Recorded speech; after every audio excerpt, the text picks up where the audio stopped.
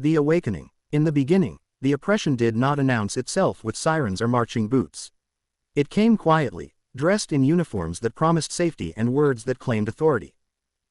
Americans went about their lives believing that the badge stood for protection, that the courtroom stood for justice, and that the law stood above any single person's ambition. But beneath the surface, something darker had taken root.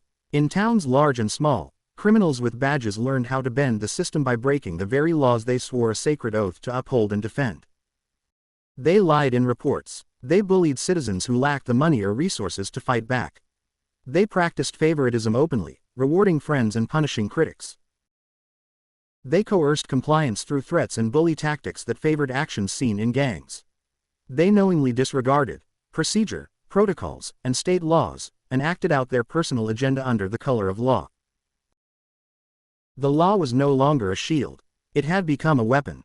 The system thrived because it was protected. Protected by what? A good old boy system that stitched itself throughout departments, offices, and courtrooms. It was informal, unspoken, and ironclad. Everyone knew who belonged and who didn't. If a badge crossed the line, another badge would testify that it had not. If evidence went missing, it was labeled an error. If rights were violated, the report said they investigated themselves and found no wrongdoing. Coward prosecuting attorneys became the grease in the machinery. They saw the misconduct. They read the files. They knew the case law. But doubled down on the corruption anyway.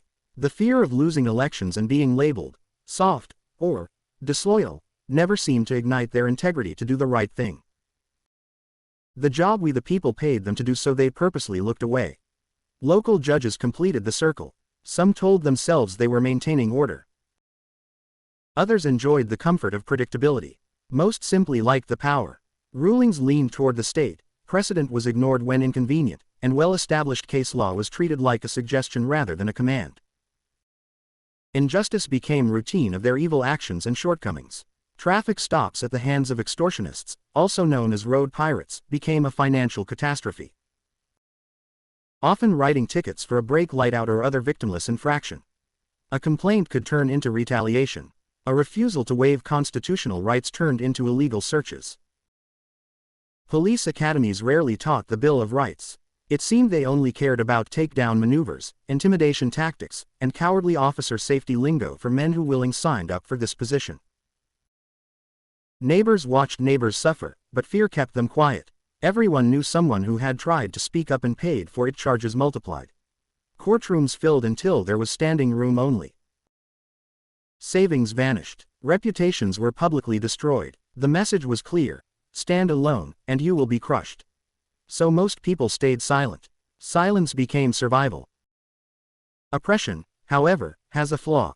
It relies on people believing they are powerless. The first crack appeared when a single case refused to disappear. The facts were too obvious. The lies contradicted each other. Video surfaced that exonerated the suspect.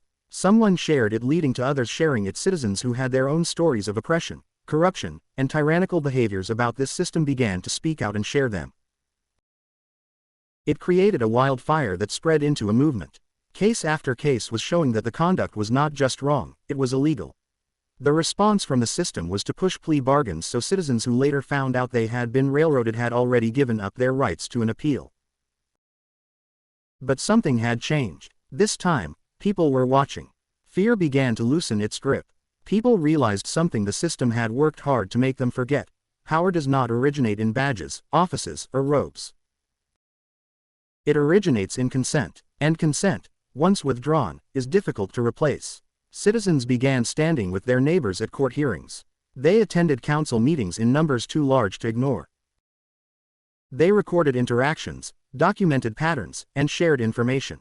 They learned the law, the real law, grounded in precedent, not convenience. When one family was targeted, others showed up. When one voice was dismissed, 100 answered back. The good old boy system, built on secrecy and isolation, struggled in the open. Prosecutors found themselves questioned publicly, not whispered about privately. Judges saw rulings scrutinized. Officers discovered that intimidation failed when citizens learned the law and recorded the interaction themselves. Most of the system doubled down.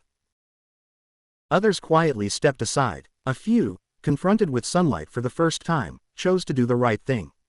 The system did not collapse overnight, but it bent. And for the first time in a long time, it bent toward justice. The awakening was not violent. It was deliberate. It was neighbors knowing their rights. It was communities refusing to be divided. It was ordinary people understanding that standing together is stronger than standing afraid. Americans remembered that liberty requires participation, not permission. But why would these police officers, prosecuting attorneys, and judges not uphold and defend the Constitution? It's because those rights limit their scope of authority.